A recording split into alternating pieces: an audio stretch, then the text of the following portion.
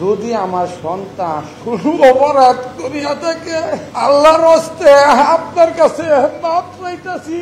আপনারা সবাই আমার ছেলেকে মাপ করিয়া দিবেন।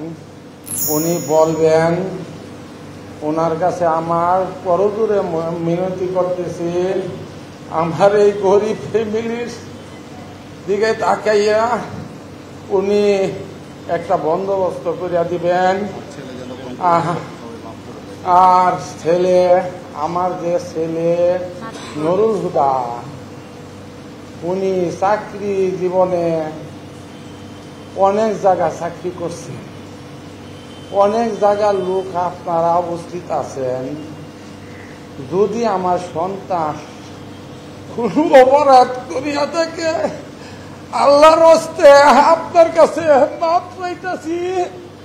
আপনারা আমার ছেলের সবাই আমার ছেলেকে মাফ করিয়া দিবেন এবং সকল কাছে অনুরোধ, আপনারা দোয়া করবেন আল্লাহ যেন তাকে বেহেশত নসিব করে।